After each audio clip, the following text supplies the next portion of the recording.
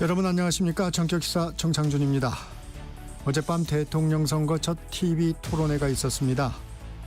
1강 이재명 후보를 향한 김문수, 이준석 후보의 협공이 이루어진 가운데 권영국 후보는 김문수 후보를 직격했습니다. 민주당에선 이 후보의 토론에 대해 긍정평가를 내놨습니다. 박성준 더불어민주당 원내수석 부대표에게 얘기 들어보겠습니다. 3부에선 김재원 국민의힘 김문수 후보 비서실장 연결해 토론회 평가부터 임기 단축 4년 중임제 개헌 제안 배경 등에 대해 얘기 나눠보겠습니다. 2부엔 품격 토론 준비되어 있습니다. 김성태 국민의힘 전 원내대표, 홍익표 더불어민주당 전 원내대표와 함께 대선 전국 주요 현안들 살펴보겠습니다. 정격시사는 유튜브로도 실시간 방송됩니다. 5월 19일 월요일 정격시사 출발합니다.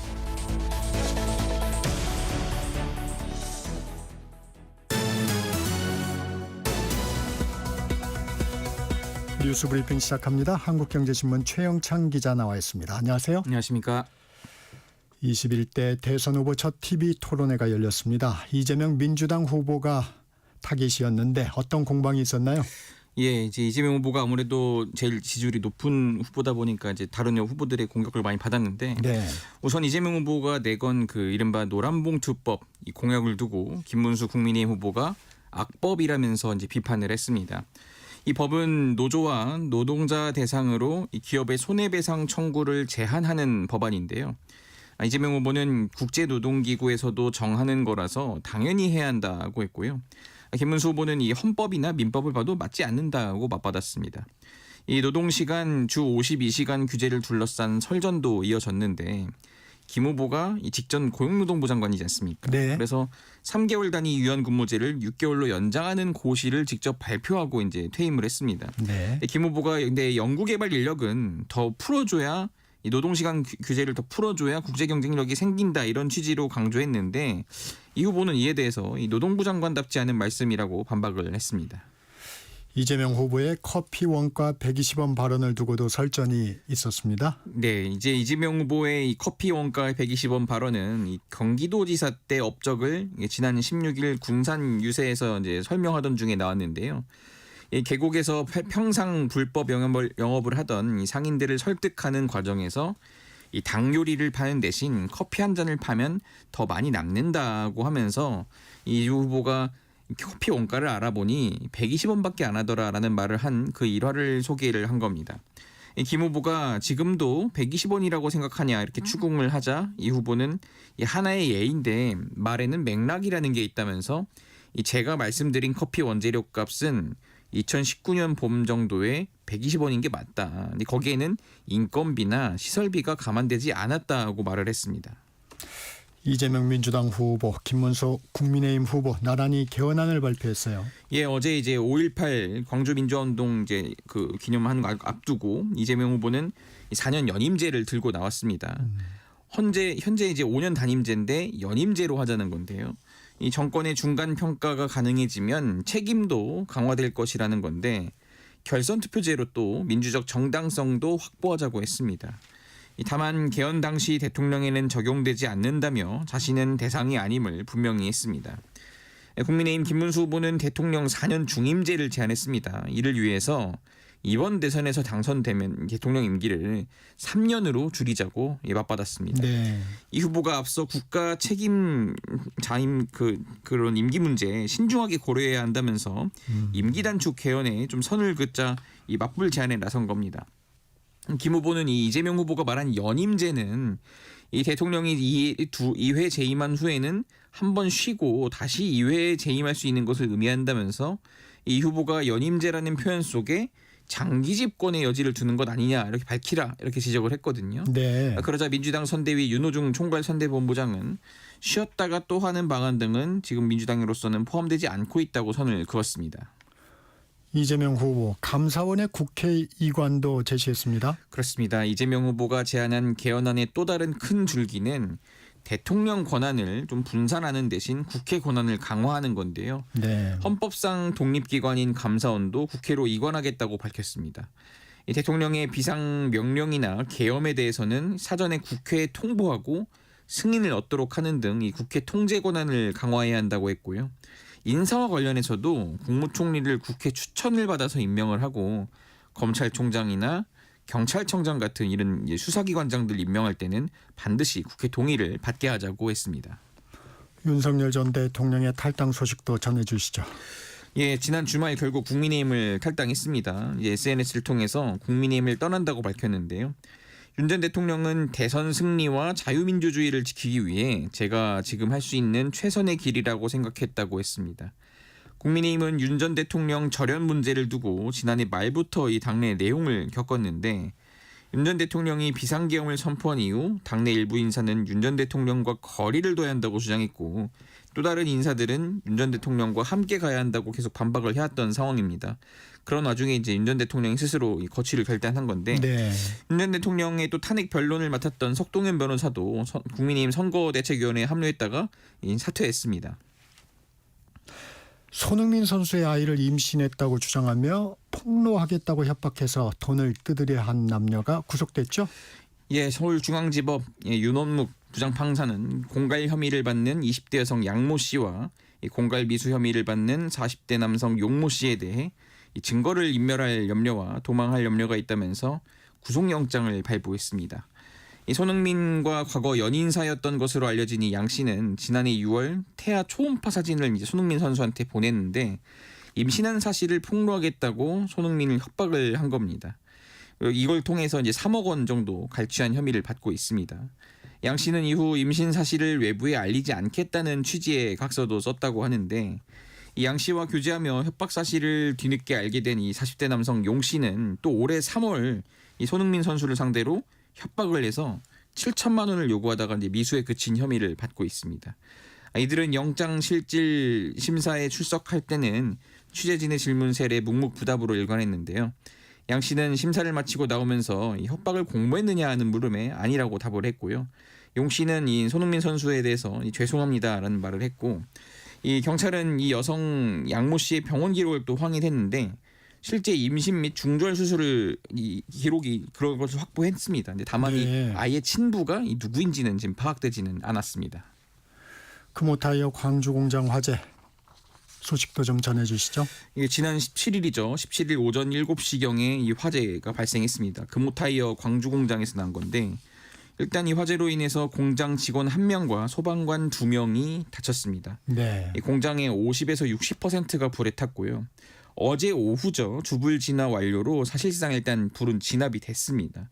이 당국은 주불 진화에 이어서 오늘 새벽 잔여 불씨들을 완전히 제거하는 마무리 작업에 착수를 했는데요.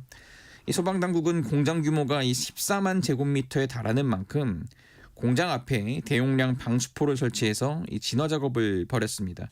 근데 이제 좀 물이 부족했어요. 그런 과정에서 인근에 있는 황룡강에서 소방용수를 공급받아서 이 불을 끄기도 했습니다. 이 진화 장비 150여 대를 비롯해서 460여 명 인력 및 고성능 화학차 21대까지 이제 투입이 됐습니다. 이번 화재와 관련해서 일부 시민이 대피하는 등 인근 주민들도 좀 어려움을 겪었습니다. 현재 이 정확한 화재 피해 규모는 오늘부터 이제 조사에 들어갑니다. 네, 교황 레오 14세가 현지 시각 18일 공식 즉위식을 가졌습니다. 예, 레오 14세 교황 바티칸 성 베드로 광장에서 즉위 미사를 집전했습니다. 전 세계 14억 가톨릭 신자를 이끄는 교황직의 시작을 전 세계에 이제 알린 거죠. 네. 레오 14세는 이 미사에서 가톨릭 전통을 중시하면서도 가난한 자를 위해 봉사하며 전 세계의 화합을 이끄는 하나된 교회를 만들어야 한다고 강조했습니다. 교황은 광장을 돌면서 이 교황 만세를 외치며 환호하는 신자들에게 좀 미소를 지으며 손들어 인사도 했고요. 또 신자들이 들어올린 이제 아기들의 이마에 입을 맞추면서 축복을 하기도 했습니다. 네. 이 레오 14세는 개혁파였던 전임 프란치스코 교황보다 이 가톨릭 교회의 전통적 신앙을 강조하는 모습을 보였는데요. 그는 이탈리아어 강론을 통해 자신을 교황으로 선출한 추기경들이 기독 신앙의 풍부한 유산을 보존할 능력이 있는 목자를 찾아 나섰다고 해석을 했습니다. 이 미사 즉위식은 3시간 동안 이어졌는데요. 전 세계에서 한 200여 개국 정부 대표와 또 종파를 초월한 여러 종교 지도자들이 참석을 했습니다. 네, 여기까지 듣겠습니다. 뉴스브리핑 한국경제신문 최영찬 기자였습니다. 고맙습니다. 감사합니다. 전격시사 듣고 계신 지금 시각 7시 30분입니다. 날씨와 교통정보 듣고 전격시사 이어갑니다. 전격시사 날씨 정보입니다. 맑았던 어제와 달리 오늘은 중부지방의 하늘빛이 흐리겠고 가끔 비가 오는 곳이 있겠습니다. 오후부터 수도권과 강원, 충남 북부 내륙에 비가 시작돼 밤부턴 충북 북부와 경북 북부에도 비가 내리겠고요. 내일 새벽까지 이어지겠습니다. 비의 양은 5에서 20mm 정도로 많지는 않겠지만 비가 내리면서 서해안과 강원, 경북 동해안을 중심으로는 바람이 강하게 불겠습니다. 특히 오후부터 강원 산지와 경북 북동 산지를 중심으로 초속 25m 이상의 돌풍이 부는 곳이 있겠습니다. 이 지역에는 강풍특보가 내려질 가능성도 있겠습니다. 시설물 관리를 철저하게 점검해야겠습니다. 현재 기온 서울이 12.9도, 대구 13.8도로 어제와 비슷하거나 조금 낮게 시작하고 있는데요. 한낮에는 남부지방을 중심으로 낮 기온이 25도 이상으로 올라 다소 덥겠습니다. 낮 기온 서울 21도, 춘천 22도, 대전 24도로 어제와 비슷하겠고요. 남부지방은 가끔 구름만 많이 끼면서 전주 26도, 대구 27도로 어제보다 1도에서 7도 정도 높겠습니다. 내일은 낮 기온이 더 오르겠습니다. 서울이 27도, 일부 내륙 지역은 30도 안팎까지 올라 다시 때일은 더위가 찾아오겠습니다. 지금 서울의 기온은 12.9도입니다. 날씨 정보의 조한일이었고요. 이어서 이 시각 교통 상황 알아보겠습니다. KBS 교통정보센터의 정현정 씨입니다.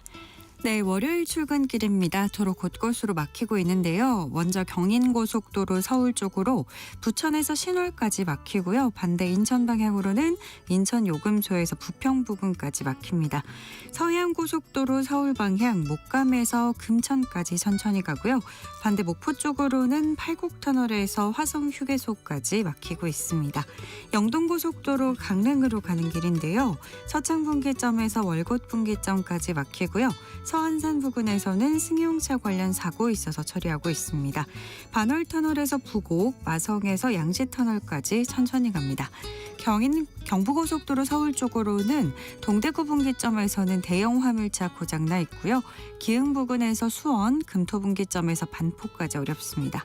반대 부산 방향으로는 신갈 분기점에서 수원까지 막히고요. 오산 부근 3차로는 승용차 사고 처리하고 있습니다. 미리 다른 차로로 변경이 필요하겠습니다. KBS 교통정보센터였습니다.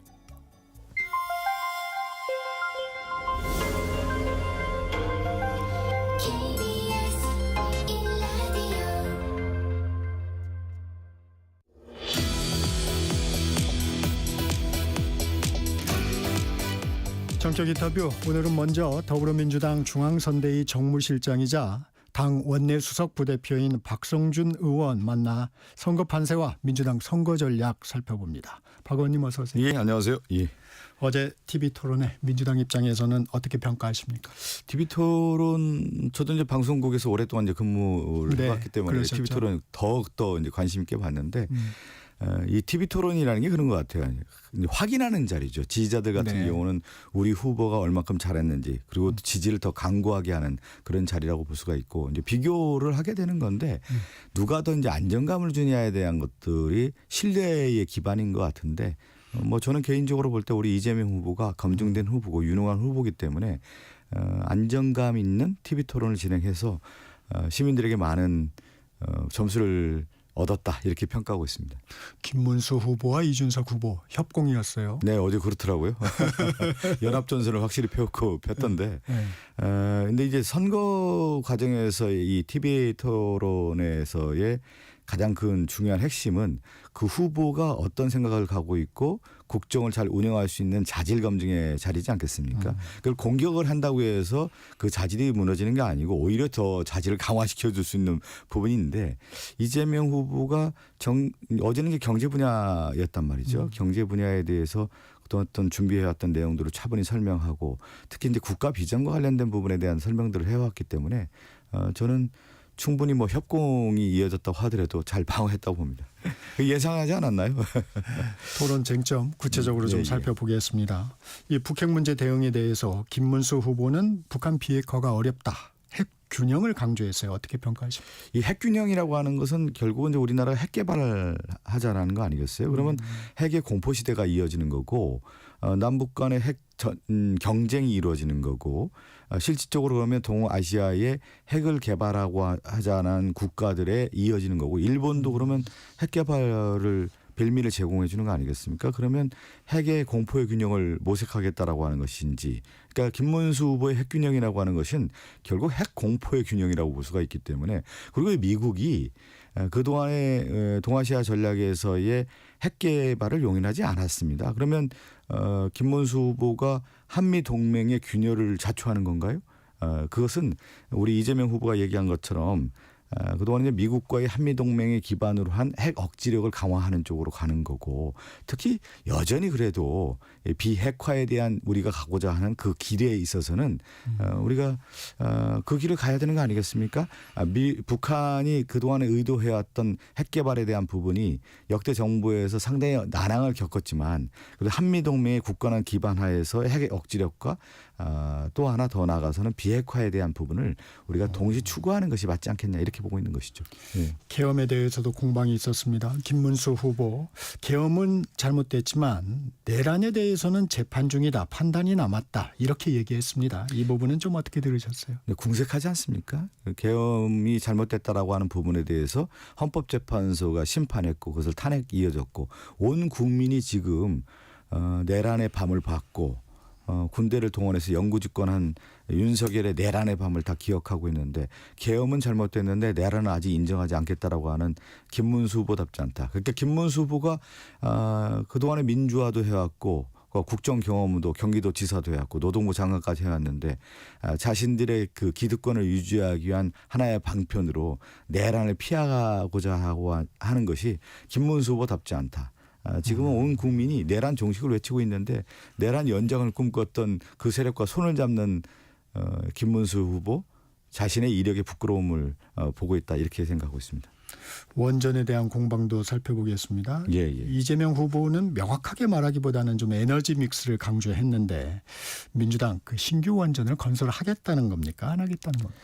그 원전 정책이라고 하는 것을 볼 수 있는데 전 세계적인 흐름을 볼 때 그러면 그 원전의 필요성에 대한 것은 여전히 있는 것이죠. 그렇지만 이 원전만이 답인 것이냐 그건 아니지 않습니까? 그래서 신재생에너지에 대한 관련된 부분에 대해서 그동안 민주당에서도 쭉 얘기했고 이재명 후보도 얘기를 해왔는데 이제 장기적인 에너지 공급 수책이 필요한 것이죠. 재생에너지라고 하는 부분에 있어서는 원전은 실질적인 이제 효과를 바로 이제 얻을 수 있는 부분도 네. 있지만 역대 정부에서도 그리고 전 세계 정부에서도 신재생에너지를 강화해야 된다라고 하는 거, 지구 온난화에 대한 문제, 또 재생에너지, 기후 변화 이런 것들을 다 준비해야 되는 차원에서 이제 이재명 후보가 얘기했다고 볼 수가 있는 거고요.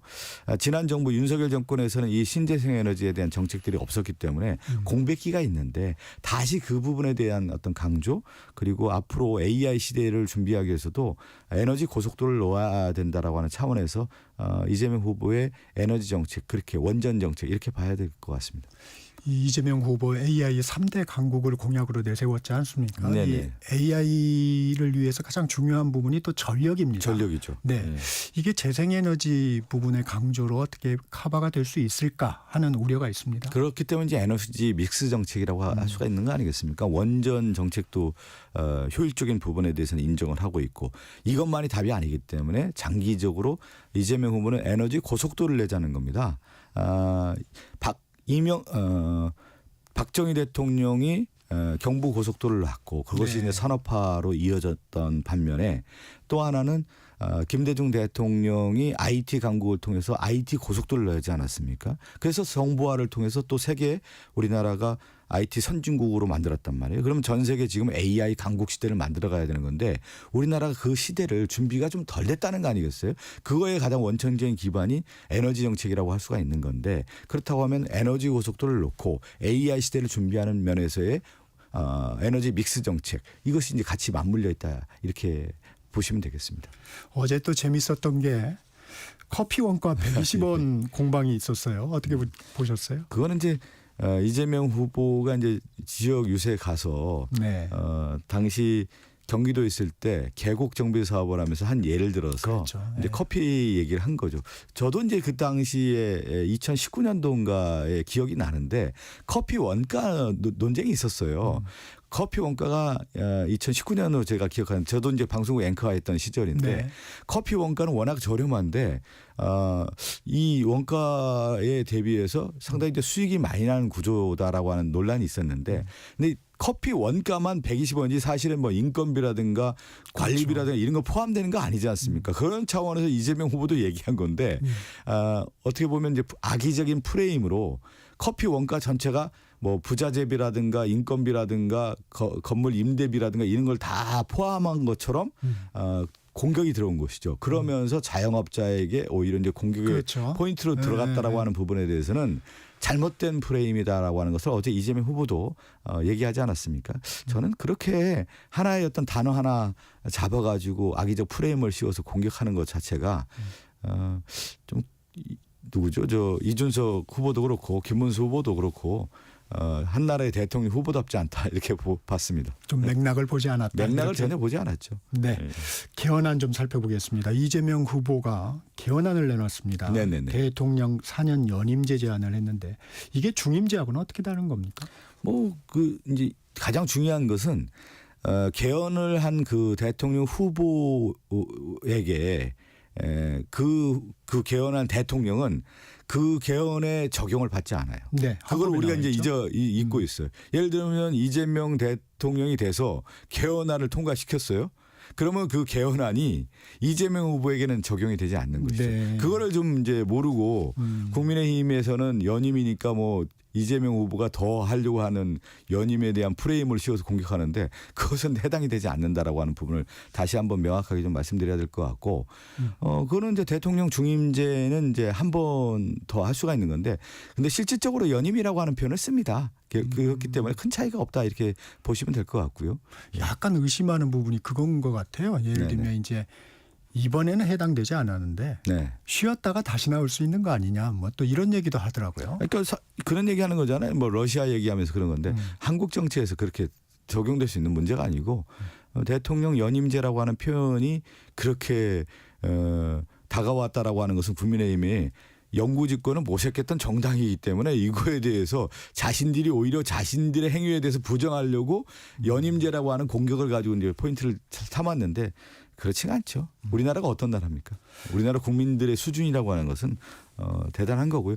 그 연임제뿐만 아니라 거기에 있는 국민의 기본권 강화라든가 검찰에 대한 부분이라든가 감사원에 대한 부분이라든가 총리 국회 추천권이라든가 네. 이런 전반적인 우리가 얘기하는 대통령의 권한의 집중에 대한 부분을 어떻게 분산시킬 건가에 대한 것을 봐야 되는 것이고 그것의 어떤 균형적 시각이라고 하는 것이 이재명 후보가 개헌을 통해서 충분히 담아냈다라는 것을 강조드리고 싶습니다. 그래서 국회의 권한을 좀 강화하는 부분에 그렇죠. 제안들이 많더라고요. 원래는 이제 민주주의에서 가장 그 중요한 것은 국민의 선택을 받은 곳이 어디입니까? 행정부의 수반이라고 하는 대통령과 국회 입법권을 가진 이제 국회 아니겠습니까? 이것을 견제와 균형의 원리라고 할 수가 있는 건데 이번에도 저희가 확인했듯이 계엄을 누가 해제할 수 있냐면 국민의 선택을 받은 입법부에서 해제할 수 있는 거 아니겠습니까? 그런 차원에서 민주주의의 어떤 강화라는 측면에서 이번 개헌을 더 내세웠다. 이렇게 보시면 되겠습니다. 이재명 후보와 달리 국민의힘 김문수 후보는 임기를 단축하는 개헌안을 제안을 했어요. 이 부분은 어떻게 평가합니까? 선거를 이제 낙관하기 어렵고 비관적이기 때문에 극단적 제안을 또 하게 되는 것이죠. 임기 3년 단축이라고 하는 것은 결국은 극약 처방 아니겠습니까? 김문수 후보가 약자 후보라고 하는 것을 스스로 자인하는 거고요. 대통령 임기 5년을 보장하는 부분에 대해서 수용하고 그 가운데에서 개헌의 로드맵을 제시하는 것이 마땅한 것이죠.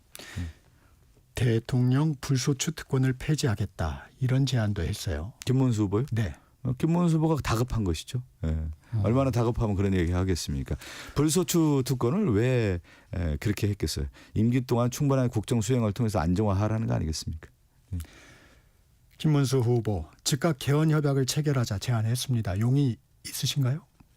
이제 우리 대통령 후보인 이재명 후보가 개헌에 대한 전반적인 로드맵을 제시했고요. 그 시기에 대한 부분도 대략적으로 얘기한 거 아니겠습니까? 그런 차원에서 좀 보시면 될 것 같고 이 김문수 후보는 가장 중요한 개헌에 왜 해야 되느냐에 대한 부분이 빠져 있는 거예요. 뭐가 빠져 있습니까? 이번 대통령 선거가 왜 이루어졌습니까? 내란에 의해서 이루어진 거 아니겠습니까? 그러면 그 헌법 정신이라고 하는 것은 민주주의, 자유민주주의 그렇게 얘기했던 세력들이 자유민주주의를 짓밟았던 세력에 대한 것과 지금 연대해서 김문수 후보가 가고 있는데 개헌의 목적이 어디에 있느냐를 봐야 되는 건데 자신들의 집권의 연장선상에서 개헌을 내세웠는데 사실 이번 정권이 왜 이렇게 됐느냐에 대한 반성과 국민에게 대한 사과 한마디 없이 김문수 후보가 그렇게 가는 것 자체가 오히려 개헌의 기본적 정신을 지금 훼손하고 있다고 보고 있습니다. 이 공식 선거운동 시작한 지 일주일 지났습니다. 네네. 판세 예상대로 순항하고 있습니까? 뭐 순항보다는 국민들이 볼 때 이제 절실함이 있는 것이죠. 자영업자도 그렇고 소상공인들도 그렇고요. 지역의 시민들도 바라볼 때 경제가 상당히 어렵다는 거예요. 그 근본적 원인이 어디에 있느냐. 내란에 의해서 우리나라 국정이 공백되고 삶의 질이 완전히 떨어졌다라는 거예요. 그러니까 국가의 품격도 실추되고 이러한 것을 살릴 수 있는 선거가 이번 대통령 선거라고 하는 부분에 대해서 저는 절실함이 있다고 보는 거고요. 시민들을 만나보면 반드시 국가 정상화를 해라고 하는 목소리가 강합니다. 그것은 이번 대통령 선거의 시대 정신이 되고 있다 이렇게 보고 있는 것이죠. 네. 과반 득표율도 가능할까요? 그런 얘기는 지금 할 필요가 없는 거고요. 의미도 없는 거고요. 국민들의 선택을 받는 후보는 절실함과 그리고 국민에게 다가가는 어떤 정책을 통해서 선택을 받는 길인 것이죠. 그 모든 선거에서 그런 얘기 하지 않습니까? 인물, 구도, 정책, 바람 이런 것들을 얘기하는데 인물이라고 하는 측면에서는 이제 검증된 후보냐, 유능한 후보냐, 대통령 감이냐 아니냐 이렇게 보는 거 아니겠어요? 그런 차원에서 인물에 있어서는 저는 이재명 후보가 비교 완전 우위에 있다고 보는 거고요. 또는 구도로 봤을 때는 1강 1중 1약 구도라고 얘기하는 건데 그것은 왜 이런 구도가 설정됐는지는 국민들도 다 알고 있는 거고 언론도 다 알고 있고 당사자들도 알고 있는 겁니다. 그리고 또 하나가 이제 정책이라고 하는 부분에 있어서 정책은 어느 날 나오는 게 아닌 것이죠. 오랜 정치적 훈련과 경험과 업적을 통해서 만들어지는 거기 때문에 그 정책 면에서도 이재명 후보가 압도적인 거고 또 하나 이제 우리가 바람이라고 하는 부분을 보는 건데 이거는 내란 종식이라고 하는 바람이 분 거예요. 그것은 응원봉을 통해서 온 국민이 국회를 지켜줬고 대한민국을 지켜줬다라고 하는 그 바람이 이루어지는 거기 때문에 하나의 큰 대세로서 이번 선거가 흘러가고 있다 이렇게 판단하고 있습니다. 국민의힘 탈당한 김상욱 의원 예. 민주당에 입당했습니다. 근데 그 워딩이 이재명 후보가 가장 보수다운 후보다. 이 말에는 동의하십니까? 그거는 어떤 의미냐면 대한민국의 헌정 질서를 지키느냐 안 지키느냐라고 볼 수가 있는 것이죠. 그리고 이제 기본적인 보수주의의 기본적 가치는 뭐냐면 기본권을 지키고 또 하나는 법 질서를 지키는 거란 말이죠. 우리나라 지금 보수주의라고 하는 국민의힘 우리 윤석열이 그렇게 자유 얘기하고 보수 얘기를 했는데 헌정 질서를 무너뜨린 거 아니겠습니까? 그렇기 때문에 지금 우리나라의 보수주의가 없어진 거예요. 보수주의자들이 없어진 것이죠. 그러니까 이 보수주의자라고 하는 부분에 있어서의 기본적 가치를 누가 더 수호할 수 있고 옹호할 수 있고 다가갈 수 있느냐. 그건 이재명 후보라고 하는 부분에 대해서 김상욱 의원이 선언해 준 것이죠. 앞으로 2주 정도 남았습니다. 예, 어떤 예. 부분에 좀 집중하실 계획인가요? 2주의 이제 큰 흐름은 국민들 앞서 얘기한 것처럼 큰 흐름에서 내란 종식이라고 하는 부분을 누가 더 잘 할 수 있느냐, 국가 정상화 그리고 경제 회복과 성장이라고 하는 부분을 국민들에게 좋은 상품을 이제 정책을 내놓고 이러한 상품을 통해서 대한민국이 이렇게 갈 수 있다라고 하는 청사진을 잘 제시해 줄 수 있는 후보가 좀 더 다가갈 수 있기 때문에 여기에도 좀 더 치중을 해야 되겠죠. 예. 이재명 후보 테러 위협이 제보가 계속 잇따르고 있다고 하는데 오늘부터 방탄 유리막 연단에 설치하나요? 오늘 시점은 제가 잘 모르겠는데 네네네. 오늘 내일로 알고 있는데요. 네. 그건 이제 준비가 돼 있습니다. 예. 근데 경우는 왜 중요하냐면 지난 그 칼테러를 당할 때도 수많은 사람들이 있었고 언론인들도 다 있은 그렇죠. 상태에서 네. 갑자기 일어난 거 아니겠어요? 그런 예상을 전혀 하지 못했고 우리나라 선거에서 이런 테러가 종종 있었던 문제 아니겠습니까? 그렇다고 하면은 경호와 안전에 대해서는 철저하게 준비를 해야 되는 것입니다. 국민의힘에서는 왜 경찰 신고 안 하냐 뭐 이런 얘기도 합니다. 뭐 지금 그렇기 때문에 경호를 더 강화하는 거 아니겠습니까? 그리고 경호하시는 분들도 그렇고 우리 시민들도 그렇고 그 부분에 대해서 같이 철저한 경호 체계를 갖추고 있습니다. 윤석열 전 대통령 탈당했습니다. 네네. 탈당 메시지는 어떻게 보셨어요? 저는 이렇게 봐야 될 것 같아요. 윤석열은 현행범이었단 말이에요. 내란을 했던 현행범이고 그 유연적 비상계엄을 통한 것을 온 국민이 바라본 현행범이었는데 그 구속을 할 때도 엄청나게 지금 힘들게 법비들이 난무하면서 법의 논쟁으로 가면서 윤석열이 그렇게 피하다가 지금 검찰에서도 그 즉시 항고를 하지 않았고 지금 지기현 판사 논란이 되는데 지기현 판사는 이 구속기관과 관련된 부분에서 지금 역사 이래 시간으로 계산해서 윤석열 풀어주지 않았습니까?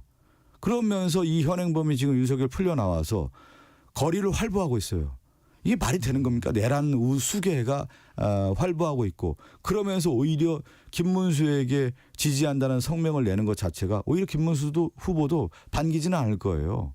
이 윤석열에 대한 이 부분에 대해서 온 국민이 지금 지탄을 하고 있는데 저는 어떻게 이런 한 나라의 대통령 했던 사람이 자신의 죄에 대해서 사과하지 않고 국민에게 고개 숙이지 않는 모습에 대해서는 저는 절대 용서할 수 없다고 봅니다. 국민이 용서하고 있지 않지 않습니까?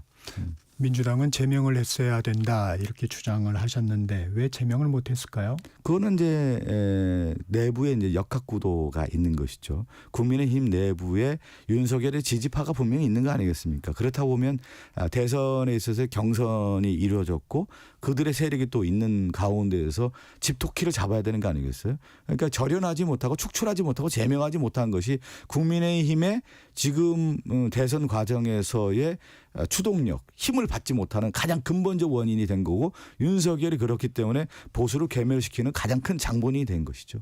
예. 이 김문수 후보하고 이준석 후보 단일화에 대한 얘기를 좀 여쭤보겠는데 네. 어떤 상황이 오면 단일화가 다시 부각될 수 있을까요? 지금은 이제 이준석 후보도 강력하게 손사래를 치고 있고 이런 상황인데. 저는 이제 이준석 후보는 이제 독자 행보에 이미 들어갔다고 봐요. 한 수 이상 좀 보고 대선 후보가 나온 거고 대통령 선거 이후에 이제 보수가 재편될 수밖에 없는 것이죠. 그건 이제 윤석열의 보수 괴멸이 이제 이루어진 거고 그것은 이제 보수 재건에 대한 아이콘으로서 누가 나올 거냐에 대한 부분이 있는데 저는 이제 이준석 후보가 그런 차원에서 하나의 정치적 공간을 좀 모색하고 있는 거 아니냐 이렇게 보기 때문에 김문수 후보나 이준석 후보의 단일화는 좀 쉽지 않다고 봅니다. 한동훈 전 대표 내일부터 이제 유세 현장에 지원을 하겠다고 합니다. 영향이 좀 있을까요? 그래도 한동훈 전 대표도 지금 정치적 공간을 보는 것이죠.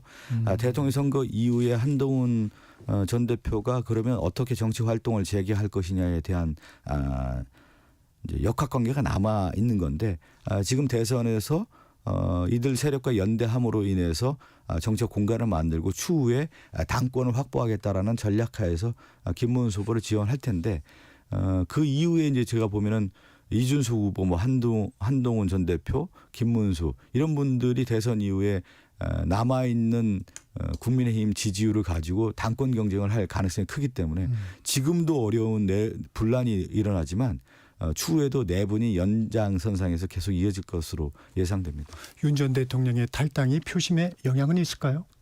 저는 그렇게 영향이 있지 않다고 봅니다. 보수의 결집에 있어서도 영향이 없는 거고 국민들이 바라볼 때 탈당이라고 하는 그 가치가 국민들의 어떤 선택 기준에 부합한다고 저는 보지 않아요. 왜 그러면 윤석열의 내란에 대해서는 온 국민이 지금 분노하고 있기 때문에 이 탈당이라고 하는 것이 어느 국민의 분노를 잠재울 수 있겠습니까? 저는 그것은 하나의 어떤 어쩔 수 없이 퇴보한 것이죠. 윤석열은. 마지못해 한 것이죠. 그걸 다 국민이 지켜보지 않았습니까? 타이밍도 오히려 국민의힘이 제명하고 축출했어야 되는 것이죠. 타이밍도 놓쳤고요. 김용태 국민의힘 비대위원장 네. 이번 대선을 이렇게 규정했어요. 반성하는 보수와 오만한 진보의 싸움이다. 이 얘기는 좀 어떻게 들으셨습니까? 반성도 없고 오만한 후보와 당이 국민의힘인 것이죠. 저는 모든 선거에서의 전체 국민들이 바라볼 때 오만에 대한 심판인 거거든요. 이 정권 심판 아니겠습니까? 이번 대선도요. 윤석열 정권이 이 내란에 대한 심판이기 때문에 그 내란은 뭡니까? 오만에 대한 심판 아니겠습니까? 자신들의 권력의 집권 연장을 꿈꿨던 오만함에 대한 심판이기 때문에 오히려 그렇게 김용태 비대위원장에게 돌려드리고 싶습니다. 오만한 진보가 아니다. 네. 네. 시간이 조금 남아 있는데. 네, 예, 말씀하시죠. 네. 김문수 후보 선거 전략으로 도덕성, 첨령성을 내세우고 있습니다. 윤여준 총괄선대위원장은 비상시국에는 도덕성보다 능력이다. 이재명 후보를 옹호했는데 이 말에는 동의하십니까? 모든 선거에서는 이제 그 우리가 얘기하는 이제 비루트죠. 비루트 능력에 대해서는 유능함과 도덕성인데 이번에 시대 정신은 누가 더 일을 잘할 수 있느냐에 대한 부분에 달려 있다고 봅니다. 네, 오늘은 여기까지 듣겠습니다. 지금까지 더불어민주당 중앙선대위 정무실장이자 당 원내수석 부대표 박성준 의원이었습니다. 고맙습니다. 네, 감사합니다. 전격시사 1부 마칩니다. 전하는 말씀 듣고 2부로 이어집니다.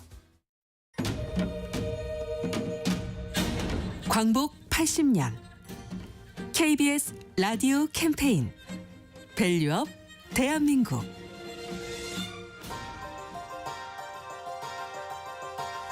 안녕하세요. 건국대학교 통일인문학연구단의 전영선입니다.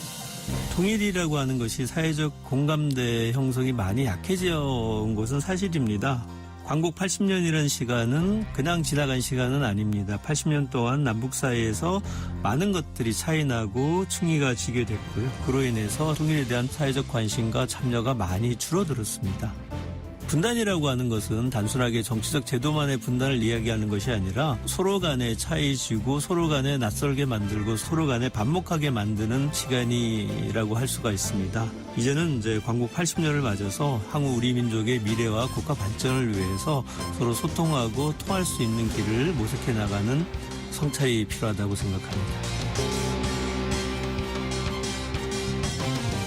국제사회에서 민족유산과 자연유산을 보호하려고 하는 작업들은 상대적으로 가능성은 좀 높다라고 볼 수가 있고요. 왜냐하면 북한도 세계적인 기구에 이제 가입해서 적극적으로 활동하려고 하고 있고, 대한민국도 마찬가지로 민족문화유산이라든가 이런 것들을 적극적으로 어필하는 것이 목적이기 때문에 상대적으로 합의가 좀 잘 됐던 부분이라고 할 수가 있습니다. 어차피 저희가 이제 물려줘야 될 유산이라고 하는 것은 지금은 분단되어 있지만 훗날 통일되어지면 이제 하나의 유산이기 때문에 현재 상태를 잘 보존하는 것이, 그리고 이것은 국제사회가 주도하는 부분들이기 때문에 협력 사업을 이루어낼 수 있는 가능성은 매우 높다라고 말씀드릴 수 있습니다. 광복 80년 우리가 가야 할 길을 묻습니다. KBS 라디오 캠페인 밸류업 대한민국이었습니다.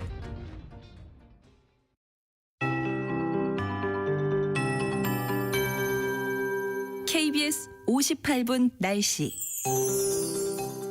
현재 서울 하늘은 구름이 가득합니다. 오늘은 어제와 달리 중부지방에 하늘빛이 흐리겠고 가끔 비가 오는 곳이 있겠습니다.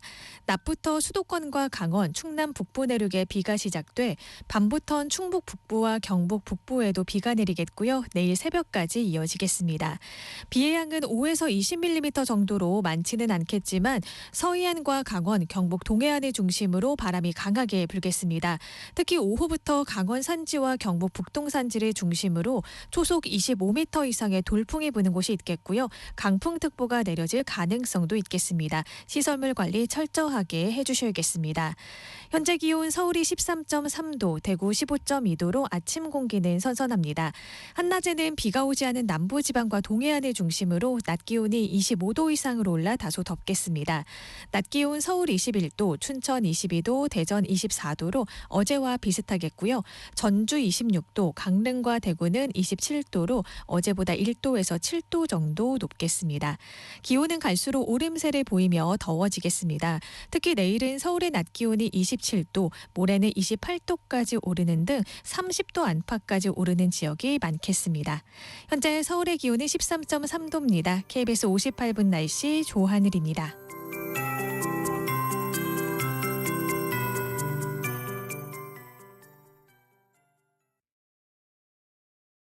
정성을 다하는 국민의 방송 KBS가 8시를 알려드립니다. AM 711kHz, FM 97.3MHz, KBS 1라디오입니다. HLKA.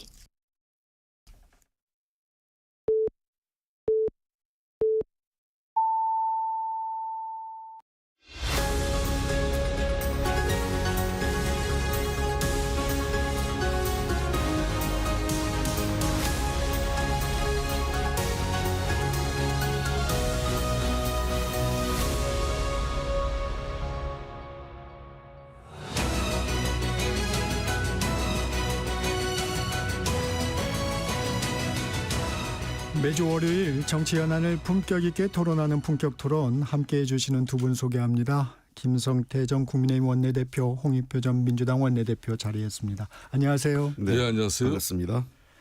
어제 첫 TV 토론회가 있었습니다. 먼저 토론에 대한 평가부터 듣겠습니다. 홍익표 원내대표님. 우선 TV 토론의 효과가 점점 줄어들고 있는 것 아니냐 이런 생각이 듭니다. 전체적인 의미에서. 왜냐하면 역사적으로 TV 토론이 가장 평가받았던 게 소위 닉슨 케네디 토론 아니었습니까? 그 정치학에서 학위 논문도 많이 나오고 연구 논문도 많이 있었는데 이제 매스미디어가 워낙 다양화되고 그리고 진영이 좀 양극화되고 이러면서 점점 TV 토론의 효과가 그 당시보다 좀 줄어들고 있다 이렇게 보이고 있고요.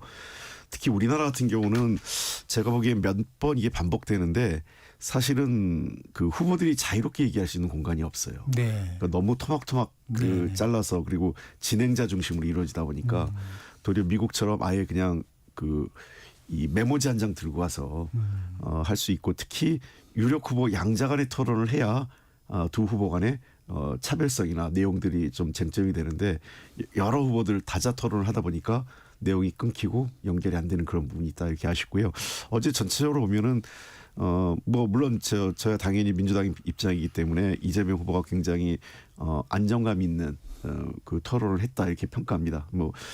다소 이제 우리 지지자들이 보기에는 아쉬움과 어떤 그 긍정적 평가가 혼재할 텐데 아쉬움은 이재명 후보 특유의 뭔가 사이다 같은 공격적인 게 없는 거 아니냐 이렇게 네. 하는 분도 있을 거고 반면에 도리어 이제 워낙 유력 후보고 현재로서는 그런 측면에서 좀 더 균형감과 안정감을 보이려고 이재명 후보가 처음부터 계획을 했던 것 아닌가 이런 생각을 하고요.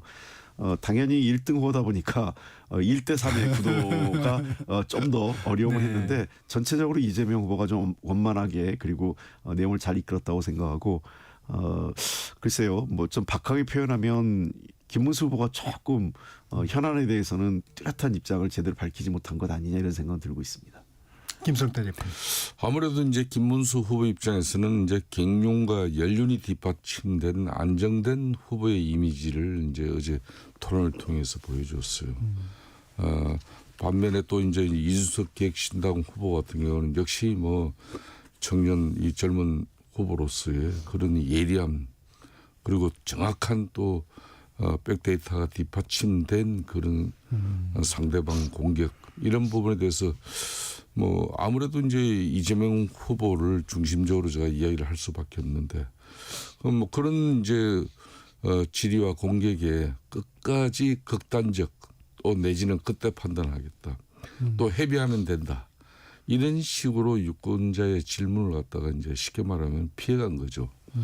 여러 가지 몇 가지 사례를 보면은 특히 이제 정년 연장 그런 청년 일자리 네. 문제 같은 걸 보더라도 이걸 이제 이준석 대표가 짚었지 않습니까? 이거 극단적 생각이다. 회비하면 된다고. 그게 왜 극단적 생각이죠? 당연히 정년을 연장하면은 청년 지금 현재 일자리 문제가 당장 문제가 되죠. 그걸 몇 년간은 참아야 또 그 문제 해결에 또 보완제를 이렇게 작동시켜야 그 문제가 안착될 수 있는 거거든요. 네. 저도 노동운동을 오래 하면서 또 정년 60세 도입에 국회 차원에서 법 제도로서 이걸 갖다 국회에서 법에 담아낸 게 그게 처음입니다. 그렇기 때문에 그래서 어제 그 부분도 있지만은 가령 주 4일제 임금 삭감 문제도 그런 거예요. 주 4.5일제. 네. 이것도 극단적 생각이다. 또 회비하면 된다. 그때 가서.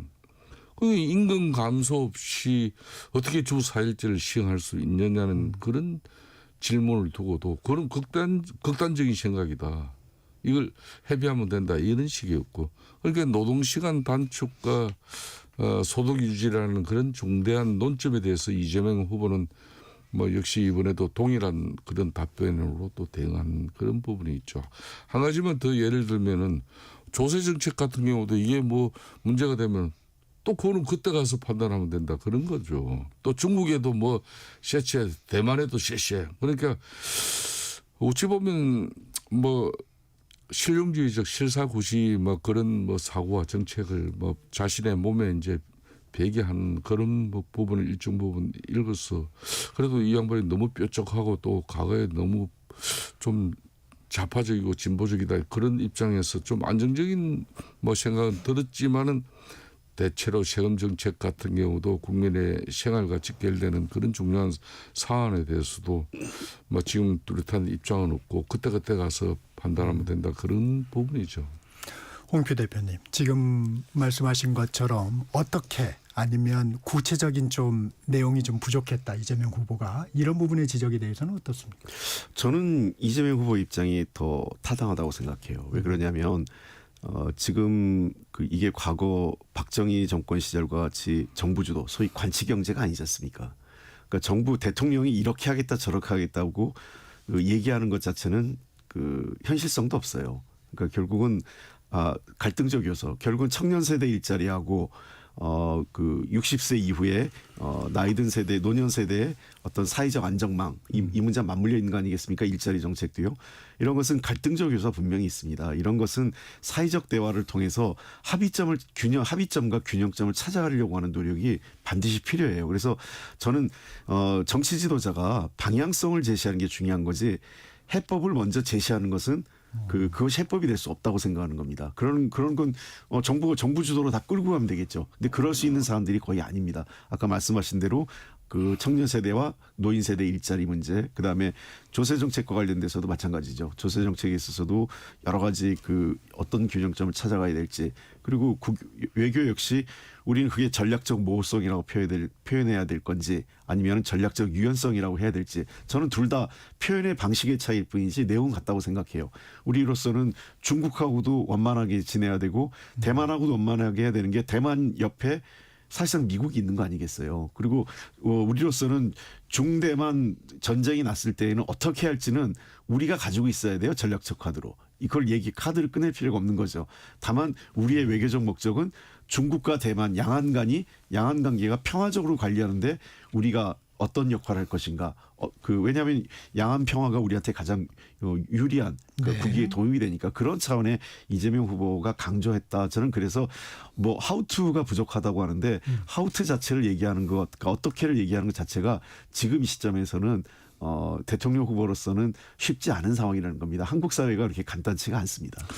그러니까 이재명 후보 입장에서 그동안 3월 중순부터 그냥 우클릭, 그러니까 심지어 뭐 민주당 이념과 같이 철학을 뛰어넘은 그런 중도 보수 정당이다. 이런 논쟁을 본인이 자발적으로 만들어가지고 그 이슈의 중심에 올라타고 또 그 이슈를 또 자기가 잘 또 뒷돌 삼아가지고 그때 윤석열 대통령 현재 탄핵 정국에서도 이재명 후보의 당시 민주당 대표의 지지율은 박스권에 갇혀 있었거든요. 30% 중반대에.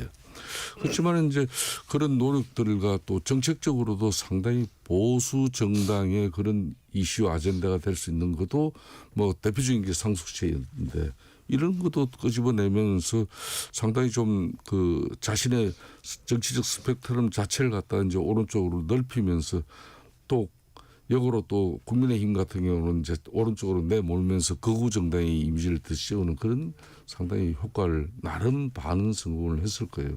그렇다면 어제 이제 TV 토론에서는 가령 호텔 경제학을 갖다 자신이 이제 인용한 부분인데 이것도 이제 인석 지금 격신당 후보가 아주 날쌔게 그걸 갖다 공격을 했거든요. 반박도 하고.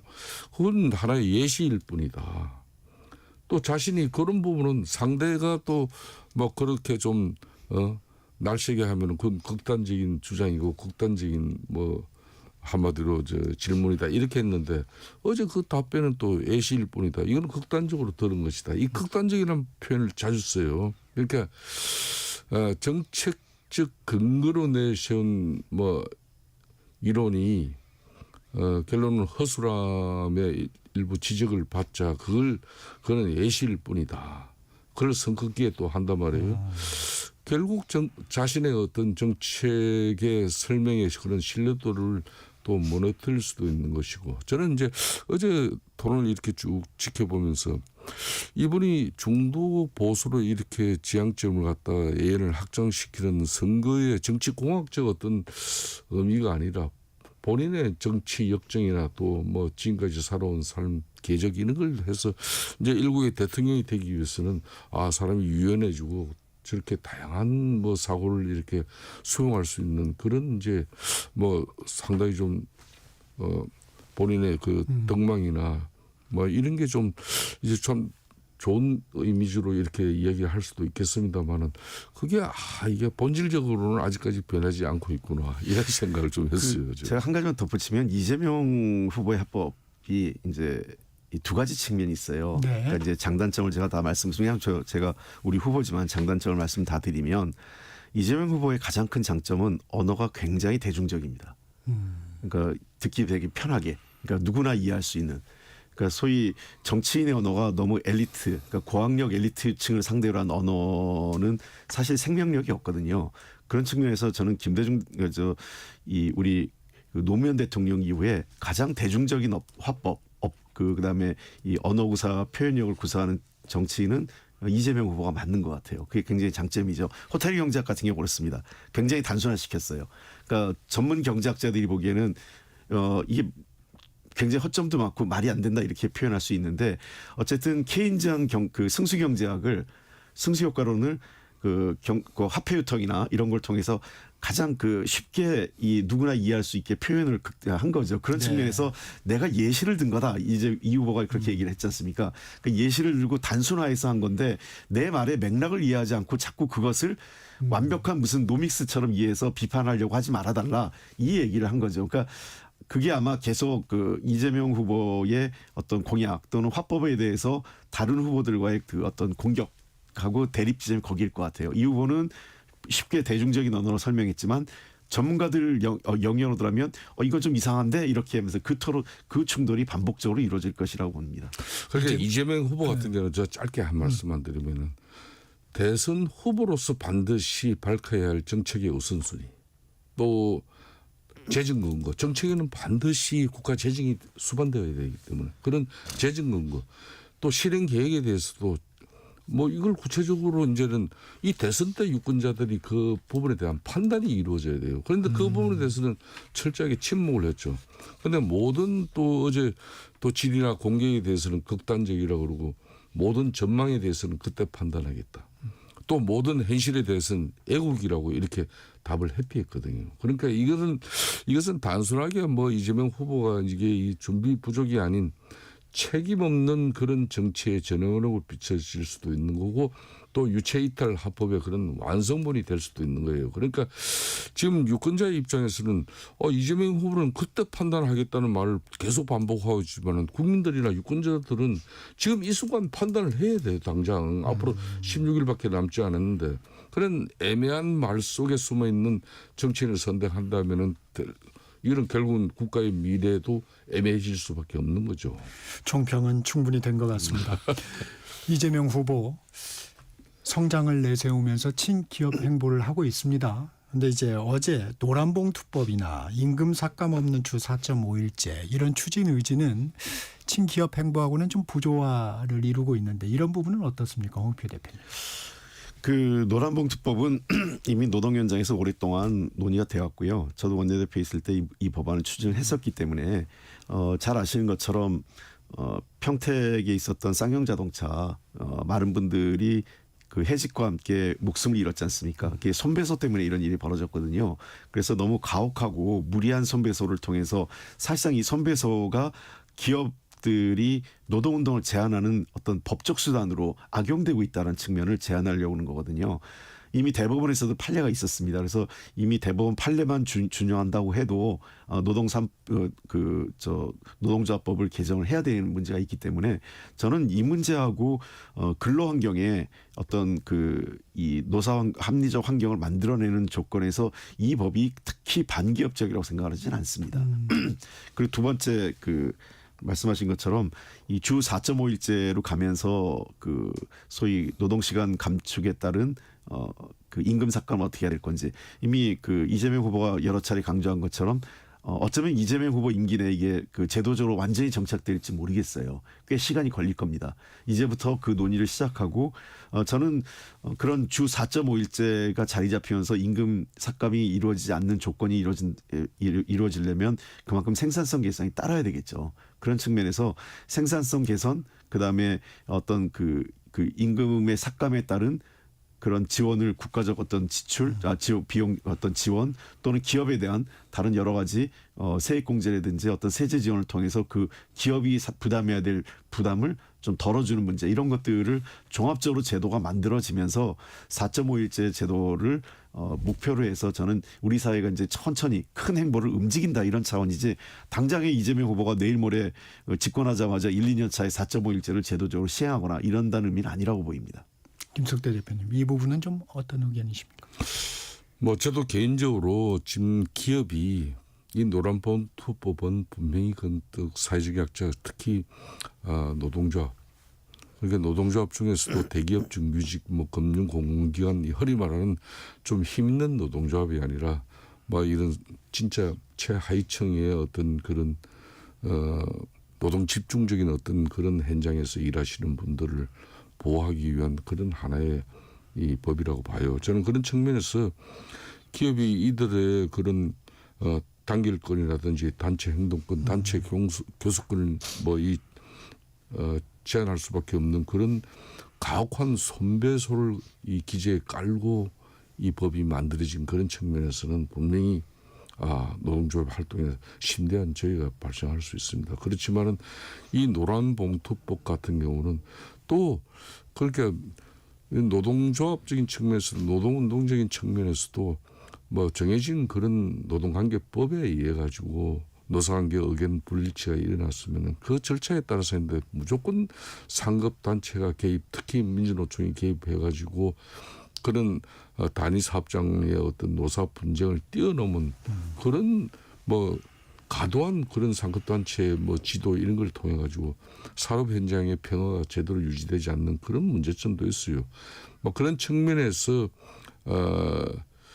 지금 이제 대법원 판례에도 이게 부합하고 또 국제 노동기구에도 뭐 맞는 합법적인 제도라고 이렇게 이제 주장하는 그 부분에 대해서 저는 우리 김문수 후보가 그걸 완전히 반박해서는 저는 안 된다고 보고 있습니다. 다만 그런 측면에서 김문수 후보 입장에서는 일자리 규제 계획이라든지 또 이런 실용 경제를 핵심 키워드로 이제 내세우면서 구체적인 정책 유혹으로는 뭐 이런 규제 핵심처 신설이라든지 주 52시간제 이런 부분의 일부 유연화를 통하고 또 노란봉투법의 폐지까지도 이제 주장을 하고 있는데 저는 뭐 이 노란봉투법이 지금 현재 특히 민주당 주도로 너무 과도하게 또 산업 현장에 이게 적용되어 버리면은 산업 현장의 평화 질서를 갖다 해칠 수 있는 그런 측면에서 앞으로 문제점이 생기면은 좀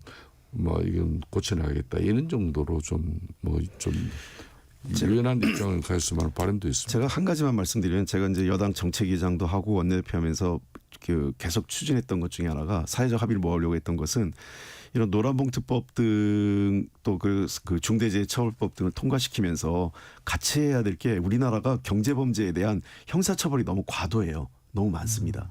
그래서 OECD 수준으로 형사처벌을 좀 줄여나가서 그러니까 형사처벌 대신 경제적 처벌 그로 좀 과징금이나 이런 형태로 이전을 해서 그 경제적 이유로 기업들의 어떤 행태를 좀 긍정적인 방향으로 유도해가는 방향이 저는 훨씬 더 합리적인 법치주의라고 생각을 하고 이런 부분을 같이 테이블에 올려놓고 한다면은 저는 충분히 이런 노사 간의 합의가 이루어질 수 있는 부분이 있다고 생각을 합니다.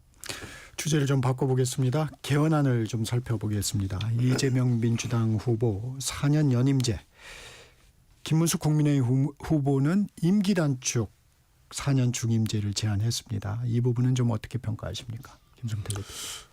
그렇게 이제 결론은 이제 이재명 후보의 이 개헌안에 대한 입장이 불과 한 40여일 전에는 자당이 민주당이 이제 배출한 국회의장이 우원식 국회의장이 이 지금이 개헌 논의를 할 적기다 이래가지고 좀 각 후보들이 개헌에 대한 사실상 컨센서스를 이뤄내고 이렇게 해서 이게 국회의장도 적극적으로 이제 이걸 현실화시키려고 한 그때는 이재명 후보가 이게 뭐냐 그리고 그것도 차분했단 말이에요. 네. 그리고 뭐 저도 좀 비판을 한 사람이지만은 그리고 어제 딱 이제 결론 개헌안에 대한 입장은 아무래도 어제가 이제 광주 5.18 민주화 운동의 또 45주년 또 그런 의미 있는 날이고 그 타이밍도 이제 앞으로 개헌이 이루어지면 헌법의 전문에 이제 5.18에 대한 5.18 민주화 운동에 대한 그런 규정을 정확하게 하겠다는 그런 의지도 담아내면서 결론은 권력구조 개편에 대한 그런 또 한간에 이제 또 문제도 자기가 불식시키겠다는 그 의지를 좀 일부 닮았지만은 그렇지만은 이 개헌에 대해서 지금 뭐 8년 이 자체를 갖다 4년 중임제는 한 번 재선의 기회를 허용하되 그 기간이 8년이 그 초과할 수 없는 걸 갖다 말하는 거거든요. 네. 그런데 이제 연임제 같은 경우는 대통령이 2번 연임한 후에는 한 번 쉬고 다시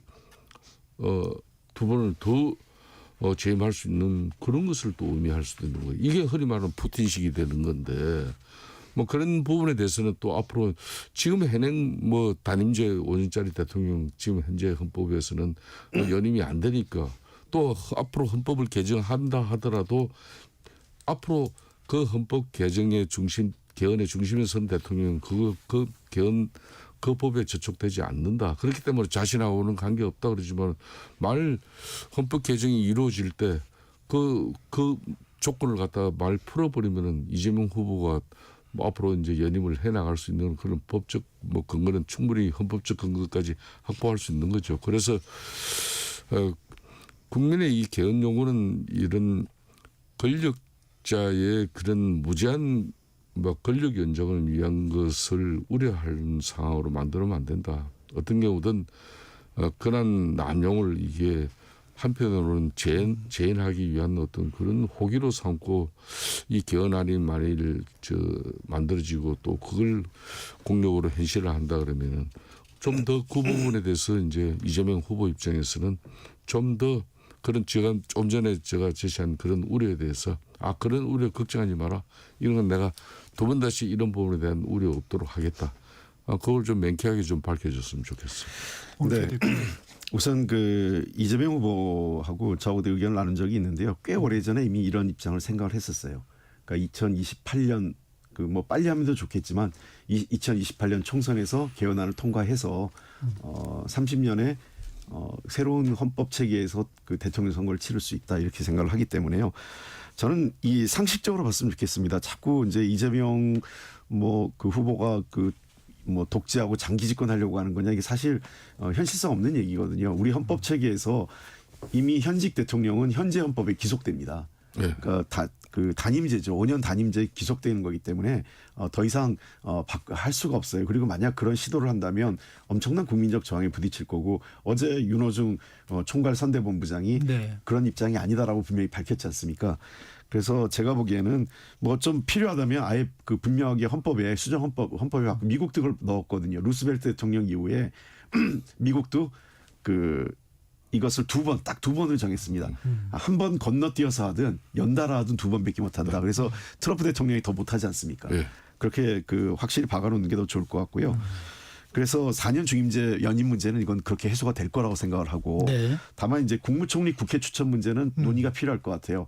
여전히 사실 저는 개인적으로 이 안보다는 정부 통령제로 하는 게 맞지 않느냐 이렇게 생각을 갖고 있는데 이 문제는 저는 이재명 후보로서는 안을 던진 거였고 이후에 여야가 또는 뭐 여러 국민들까지 참여해서 개헌안을 논의하면서 국무총리제로 유지할 건지 국회 추천 국무총리가 갈 건지 아니면 완전 미국식으로 대통령과 부통령 러닝메이트제로 갈 건지 이 문제는 저는 충분히 논의할 수 있다고 생각을 하고요.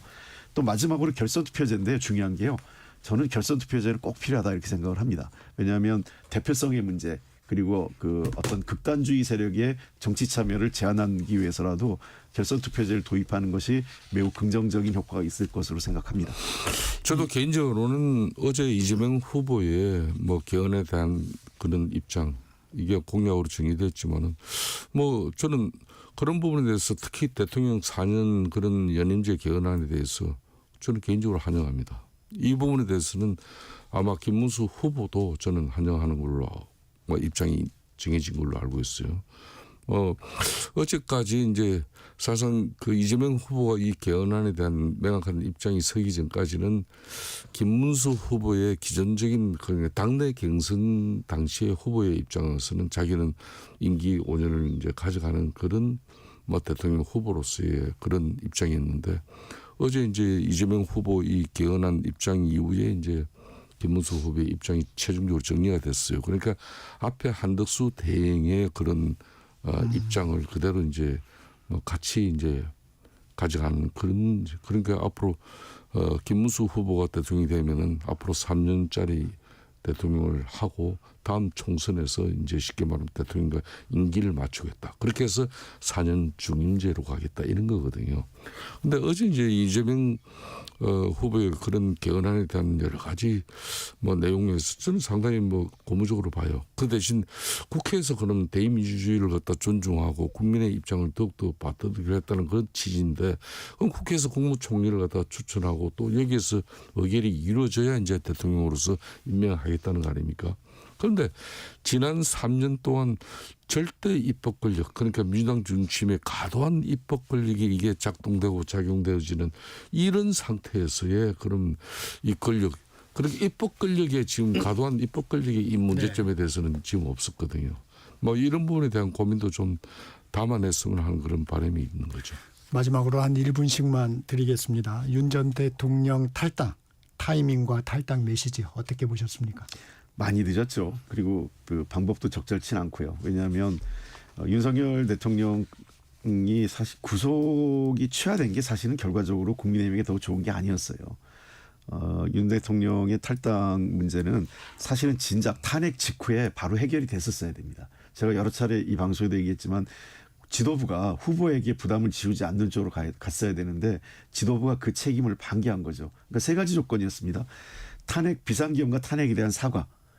그다음 잘못됐다 비상계엄에 대해서 사과. 그다음에 탄핵 이후에 윤석열 대통령을 어떠한 형태든 그때 자진 탈당이든 출당이든 제명이든 그때 처리했어야 되고요.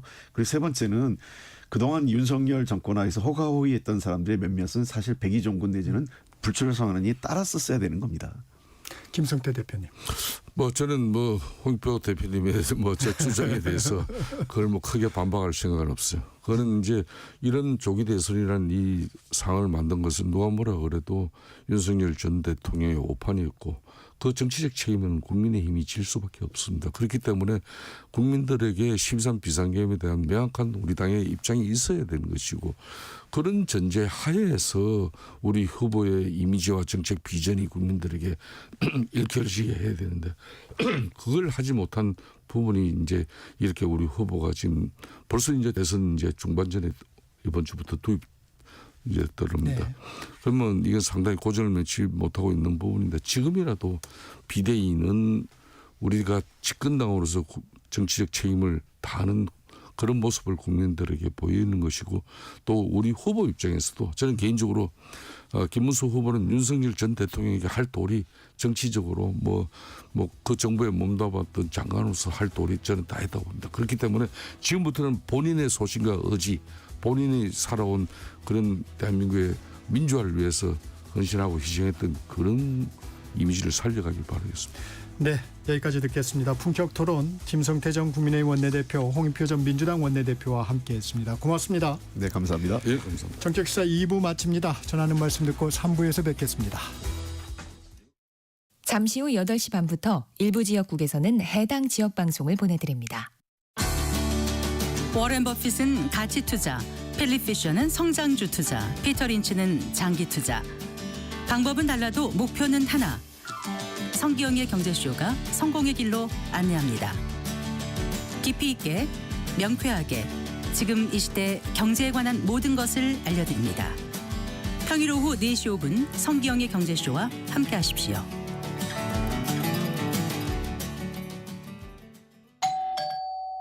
편지 왔습니다. 퇴근길 지친 당신에게 힘이 되는 뉴스를 전해드립니다. 매일 저녁 5시 5분 당신과 함께 읽는 세상 이야기 KBS 1라디오 뉴스레터 K. 지금 시각은 8시 30분입니다. KBS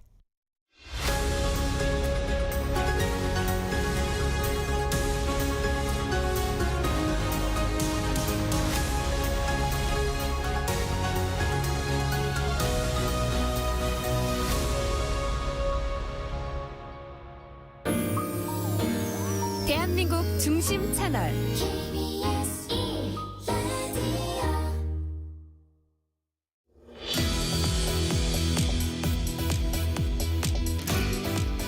정책 인터뷰, 이번에는 김재원 국민의힘 김문수 후보 비서실장 전화로 만납니다. 실장님 나와 계시죠? 네, 안녕하세요. 김문수 후보 개헌에 대한 입장을 밝혔습니다. 임기 단축 4년 중임 제안입니다. 그동안 임기 단축 얘기는 나오지 않았는데 이런 안을 밝힌 배경부터 전해주시죠. 사실 김문수 후보는 그 개헌안에 대해서 그동안 많은 그 전문가들과 토론과 대화를 하고 개헌안을 가다듬었는데요.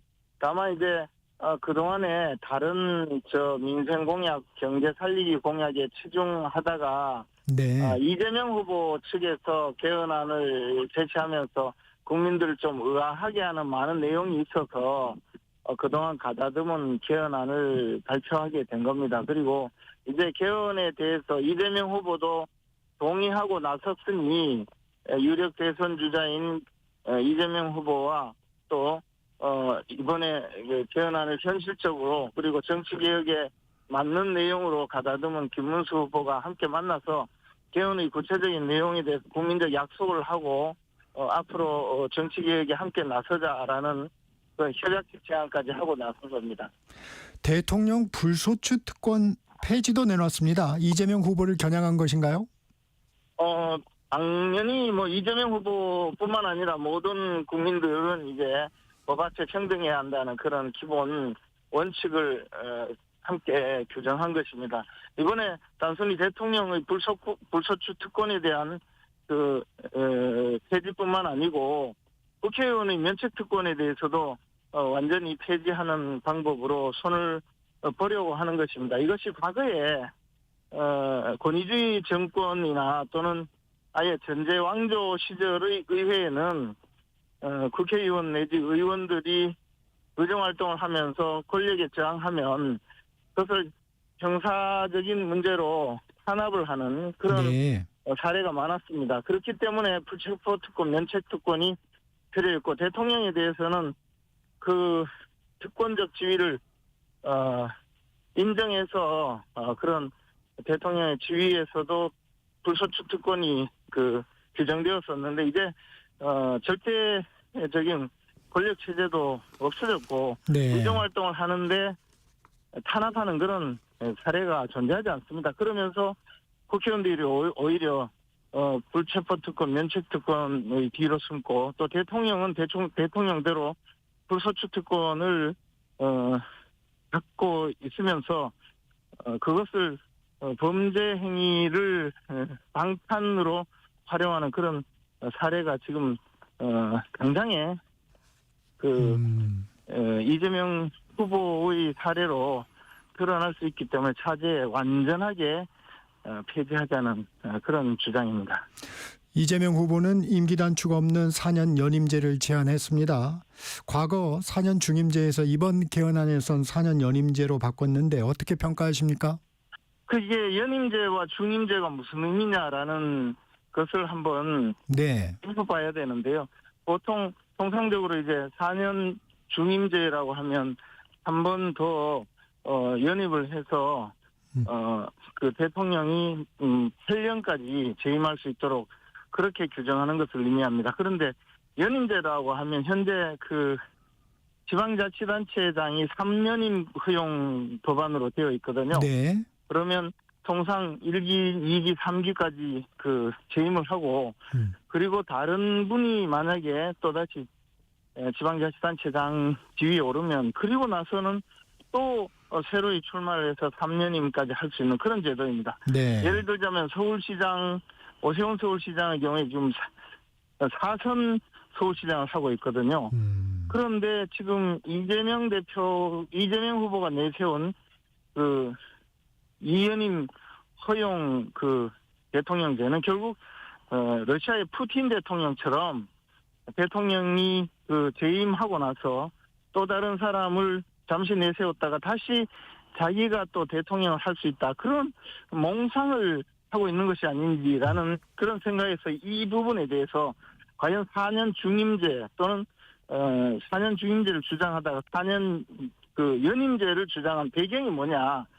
푸틴의 그 꿈을 꾸고 있느냐. 뭐 그런 의미에서 해명을 요구한 것입니다.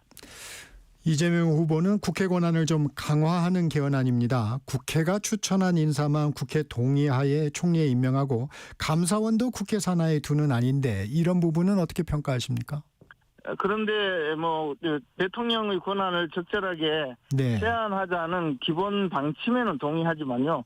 그렇다고 해서 지금 국회의 권한을 더 강화하는 법안에 과연 국민들이 어떻게 생각하실지는 좀 돌이켜봐야 된다고 봅니다. 왜냐하면 지금도 의회 독재, 의회 전횡으로 행정부가 마비되는 사례가 지금 현존하는 위험이지 않습니까? 그런데 지금 이 국회의 전횡을 그대로 두고 도리어 국회에게 인사권까지 주고 총리 내각의 인사권을 준다면 사실은 대통령제의 기능이 마비될 가능성이 없지 않다고 봅니다. 물론 만에 하나 이재명 후보가 대통령이 된다면 의회를 이미 장악하고 있고 행정부를 장악하고 지금 각종 법안으로 사법부까지 소나기에 넣으려는 이런 발상을 하고 있는데 이것은 삼권 분립이 무너지고 삼권 통합으로 전환되어서 아마 대한민국이 이제 통통제가 되지 않을까 그런 생각을 합니다. 그렇기 때문에 의회로 권한을 더 몰아주는 이런 개헌안은 현실적으로는 굉장히 위험한 발상이다라는 생각이 듭니다. 차라리 대통령의 권한을 적절하게 분산한다 하더라도 그것을 제도적으로 견제하고 균형을 맞출 수 있게 해야 되지 이재명 후보의 개헌안은 사실상 의회 독재를 보다 강화하는 방식으로 기능할 가능성이 매우 크다고 생각합니다. 이재명 후보 헌법에 규정된 검찰의 독점적 영장 청구권 폐지를 공식화했습니다. 이 부분에 대한 우려는 없으십니까?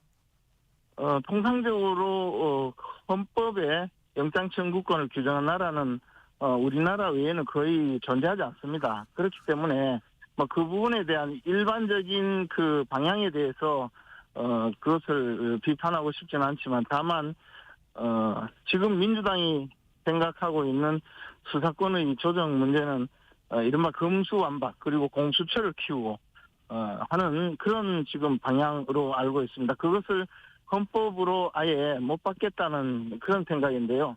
결국 비리를 덮고 자신들의 그 수족을 수사기관으로 만들어서 결국에는 그 권력의 수사기관 지배를 더 가속화하려는 그런 생각이라고 보여집니다. 이것은 그 국민들에게 큰 피해를 줄 수밖에 없고 결국 공정하고 그 객관적인 사법 기능을 완전히 마비시킬 가능성이 큽니다. 이 점에 대해서는 큰 문제가 있다고 봅니다. 거대 양당의 두 후보가 개헌안을 내놨는데 개헌이 이번 선거에서 주요 의제로 부각될 수 있을까요? 이것은 단순히 개헌의 문제가 아니고 결국 과연 권력을 얼마나 내려놓기를 하려고 하느냐 아니면 권력자가 횡포를 부리는 개헌안을 만들려고 하느냐의 문제이고 또 하나는 정치개혁을 위해서 그동안에 국회의원 또는 지방자치단체장의 임기와 대통령 임기를 일치시켜서 매년 선거를 하고 있는 그 민주주의의 불안정성을 좀 해소하자는 그런 의미도 있거든요. 그런데 그에 대해서 이재명 후보는 전혀 화답을 하고 있지 않기 때문에 사실 임기 단축 개헌을 받아들이느냐 아니냐의 문제가 더 큰 쟁점이 있다고 봅니다. 앞서 잠깐 언급해 주셨지만 개헌에 대한 의지를 밝히기 위해서 국민 앞에 개헌 협약을 체결하자고 이재명 후보에게 제안했습니다. 어떤 배경입니까?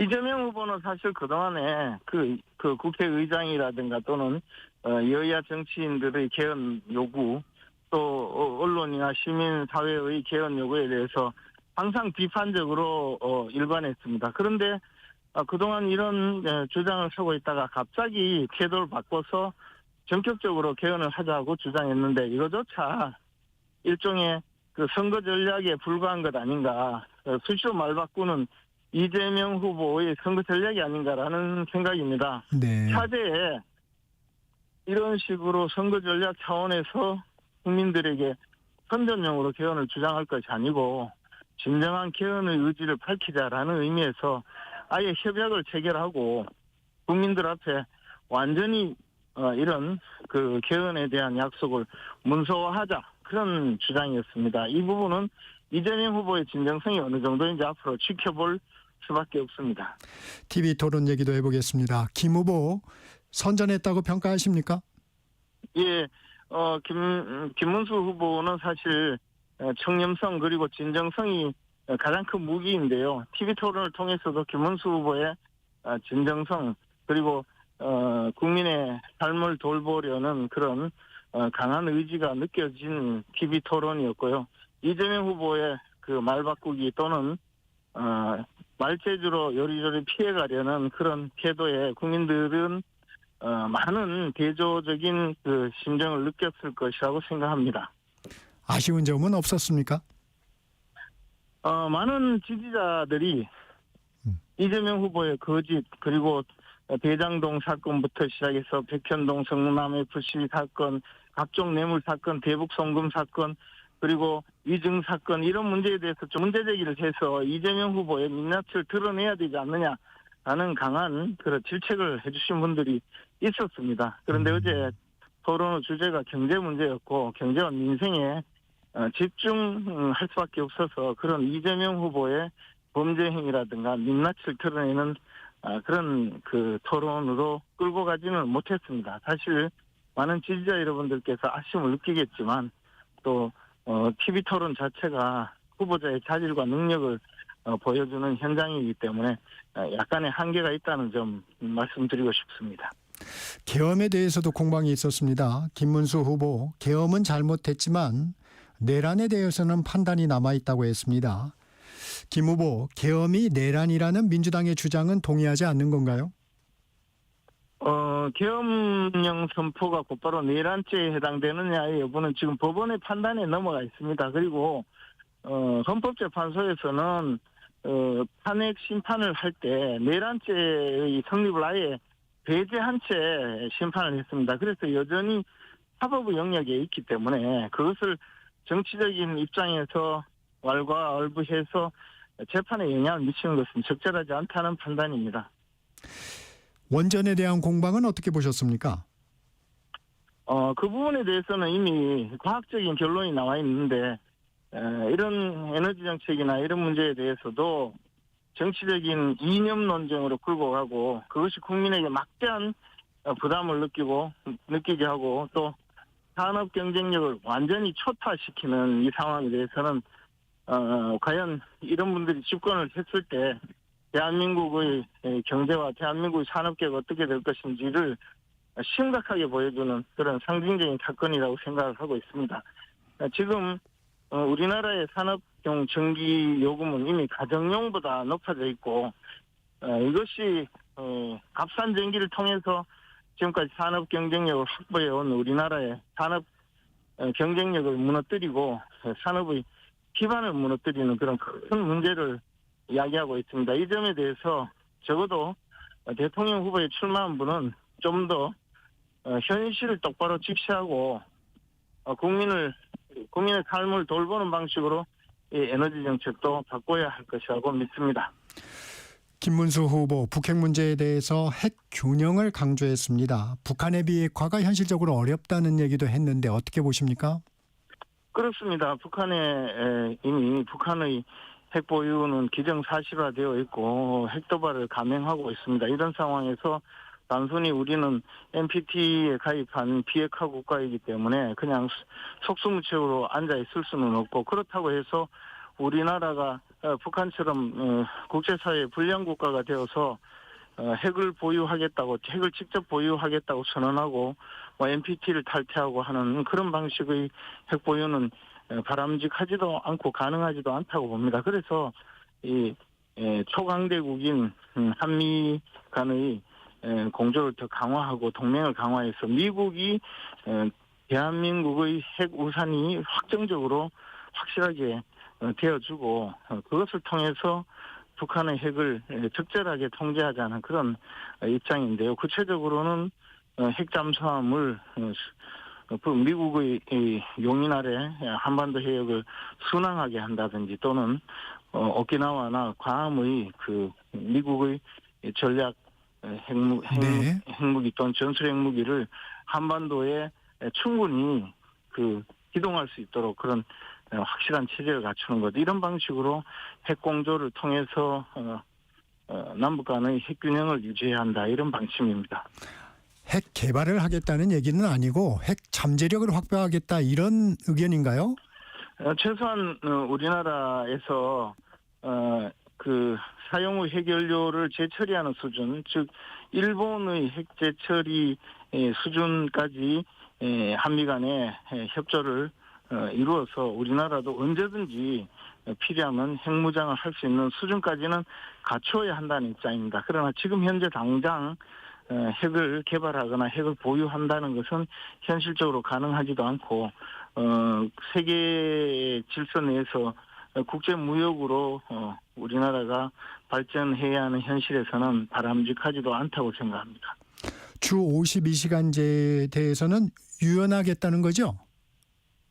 그렇습니다. 이 주 52시간제 자체를 해제하겠다는 것이 아니고 특히 일정한 주 52시간제를 탄력적으로 운영해야 하는 사업장이 있습니다. 최근에는 특히 반도체 특별법의 이런 연구인력의 경우에는 주 52시간제를 융통성 있게 사용할 수 있게 하는 그런 규정을 포함해서 반도체 특별법을 제정하려고 했는데 민주당의 강력한 반대, 특히 이재명 후보의 어제 TV 토론에서도 보셨다시피 방해 공작으로 결국 이루지 못했습니다. 이런 주 52시간제의 유연성을 확보하지 못하는 반도체 특별법은 현실적으로 무용지물로 될 수밖에 없어서 크게 실망하는 것이 업계의 현실입니다. 김용태 비대위원장이 정중히 윤 전 대통령 탈당을 요청드린다고 했는데 그제 윤석열 전 대통령이 탈당했습니다. 김문수 후보와 교감이 있었나요? 윤석열 대통령 측에서 직간접으로 김문수 후보 측의 의중, 측에 윤석열 대통령이 대통령 선거에 도움이 된다면 또 보수 통합을 위해서 필요하다면 시기와 방식을 거치지 않고 탈당하겠다라는 의사를 수차례 전달을 했습니다. 특히 김문수 후보에게 언제 어떤 방식으로 탈당을 하면 좋겠느냐라는 그런 의중을 물어오는 그런 의사 전달의 한 방식도 있었습니다. 이에 대해서 김문수 후보는 대통령 탈당이 또 지지층의 어떤 반응이 있을 수도 있기 때문에 그 점을 대통령께서 충분히 고려하고 대통령께서 판단하여야 하지 대통령 후보인 김문수 후보 측에서 정해서 요구하는 것은 적절하지 않다고 수차 의사표시를 했습니다. 결국은 이 문제는 윤석열 전 대통령이 판단해서 결정할 일이라는 의사 전달이 있었던 것입니다. 그래서 윤석열 대통령께서 가장 선거 현장에서 자신의 의지를 표명하고 탈당을 한 것입니다. 윤 전 대통령은 탈당 메시지에서 계엄에 대해서 반성과 사과의 의미는 담지 않았습니다. 이 부분은 어떻게 보십니까? 그것은 윤석열 대통령의 입장에서 윤석열 대통령이 결정한 사안입니다. 특별히 그에 대해서 언급해서는 윤석열 대통령은 또 그 뜻을 너무 왜곡할 수 있기 때문에 자제하는 것이 바람직하다고 생각합니다. 윤 전 대통령 메시지에서 김문수 후보에게 힘을 모아달라, 백의종군하겠다라고 했습니다. 김문수 후보의 정체된 지지율에 변화가 나타날까요? 당연히 지금 윤석열 대통령의 탈당 문제를 두고 당내에서도 이견이 있고 또 그것을 통해서 보수 단일 대우를 형성하고자 하는 많은 시도가 있기 때문에 저로서는 상당히 긍정적인 영향을 미칠 것이라고 생각합니다. 당장에 한동훈 전 대표의 경우에 윤석열 대통령의 탈당을 계기로 해서 오늘부터 선거 운동을 돕겠다라고 나서고 있습니다. 이러한 것이 결국은 보수 진영의 분열을 좀 다시 통합하는 그런 계기로 작용할 것이고 이것이 지지율을 견인하는 데 크게 도움을 줄 것이라고 생각합니다. 단일화 협상을 벌였던 한덕수 전 총리의 선대위 합류는 아직입니까? 한덕수 전 총리님은 사실 그분 나름의 생각이 있는 것으로 알고 있고요. 뭐 적절한 시기에 적절한 방식으로 선거를 돕지 않을까라고 예상하고 있습니다. 특히 한덕수 전 총리를 도왔던 이정현 전 의원 그리고 그 측근 여러분들이 모두 선대위에 참여를 하고 있습니다. 그래서 조만간 한덕수 전 총리께서도 중요한 역할을 맡아주실 것이라고 기대하고 있습니다. 국민의힘을 향해서 날을 세우고 있는 홍 전 시장을 설득하기 위해서 특사단이 출국을 했는데 기무부에 편지를 가지고 갔다고 해요. 어떤 내용이 담겼을까요? 뭐 편지 내용 자체를 공개하는 것은 대단히 적절하지 못한 일입니다만은 김문수 후보님과 또 홍준표 전 시장님은 정치를 시작할 때부터 지금까지 아주 돈독한 우정을 쌓아온 사이입니다. 그리고 서로 간의 신뢰가 손상되는 일도 없고 서로 간의 이상도 정치적 이상도 비슷한 분들입니다. 그렇기 때문에 그런 그동안의 정치적인 관계를 좀 해상하면서 도움을 요청하는 내용이 아닐까 그렇게 생각합니다. 이준석 후보와의 단일화는 여전히 가능성이 남아 있습니까? 당연히 가능성이 남아있다고 봅니다. 다만 이것이 단일화라고 하는 것은 한쪽은 후보가 되고 다른 쪽은 정치적으로 포기하는 그런 내용이기 때문에 사실은 그렇게 많이 성공한 사례가 없습니다. 그래서 이준석 후보님과는 적절한 방법으로 정치적인 연대 또는 통합을 이루어나가는 그런 실질적인 노력이 필요합니다. 아직도 시간이 남아있기 때문에 많은 노력을 통해서 이준석 후보님과의 적절한 연대와 통합의 방법을 제시하고 함께 해야 할 것이라고 믿고 있습니다. 구주와 자유통일당 대선 후보가 사퇴했습니다. 어떻게 연대의 대상이 될 수 있습니까? 사실 그 구주화 후보님과 저희 선거대책위원회 또는 후보 사이에 어떠한 의사 전달이나 의사소통이 있지도 않았습니다. 다만 구주화 후보님 측에서는 보수 단일 대우를 이루어 나가는데 도움을 주겠다는 내용으로 그 사퇴하기 전날 당 차원에서 그런 결정을 한 것으로 뒤늦게 알았습니다. 이것은 그 구주화 후보 측에서 우리 김문수 후보를 돕기 위한 헌신적인 결단이기 때문에 그분을 지지하는 많은 분들은 당연히 김문수 후보를 또 지지하는 그런 계기가 될 것으로 믿고 있습니다. 당 차원의 연대는 안 하십니까? 이미 구주화 후보 측의 입장이 김문수 후보를 돕는 것으로 결정을 했습니다. 그래서 적극적으로 도와주실 것으로 기대하고 있습니다. 국민의힘을 탈당한 김상욱 의원이 더불어민주당 입당 선언을 했습니다. 개혁신당 정책위 의장을 맡았던 김용남 전 의원도 이재명 후보 지지 선언을 했는데 보수 인사들의 이탈 현상은 어떻게 보고 계신지요? 그러나 마찬가지로 좌파 진영에 있던 많은 분들도 우리 그 국민의힘 김문수 후보 지지로 넘어오고 있습니다. 그리고 지금 말씀하신 그 두 분의 전현직 의원들은 사실 그동안에 몸만 국민의힘이나 또는 개혁신당에 담고 있었지 그분들이 갖고 있는 생각이나 정책 입장은 이미 민주당 측을 위해서 활동하던 분들입니다. 더 나아가서 그 아군에게 총질을 하는 그런 정치 활동을 해온 분이기 때문에 오히려 자신의 그 본색을 드러냈다 그렇게 생각합니다. 김문수 후보 도덕성과 청렴성으로 차별화에 나서고 있는데 윤여준 민주당 총괄선대위원장이 이런 얘기를 한 바가 있어요. 비상시국에는 도덕성보다는 능력이다. 이런 의견은 어떻게 보십니까? 윤여준 전 장관께서 사실 그동안 대선 때만 되면 특정 후보 지지 선언을 하고 지원을 했었는데 그분께서 도와주신 분이 대선에서 승리하는 것을 거의 보지 못했거든요. 그리고 적어도 원로께서 사회의 많은 그 인사들이 지켜보고 있는 이 원로께서 하실 말씀은 아니라고 봅니다. 아무리 위기 상황이라 하더라도 도덕성을 갖추지 못한 지도자가 어떻게 리더십이 생기겠습니까? 아니 도대체 부도덕한 사람이 나라의 그 리더가 되어서 이끈다고 하면 그것을 따를 사람이 누가 있겠습니까?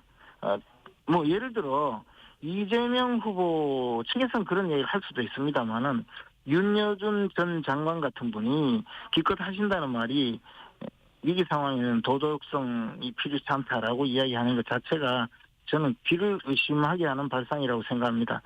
좀 자중하시는 것이 맞다고 생각합니다. 네, 오늘은 여기까지 들어야 될 것 같습니다. 지금까지 김재원 국민의힘 김문수 대선 후보 비서실장이었습니다. 고맙습니다. 고맙습니다. 정적시사 오늘은 여기서 마무리합니다. 진행의 정창준이었습니다. 내일 아침 7시 20분에 돌아오겠습니다. 여러분 감사합니다.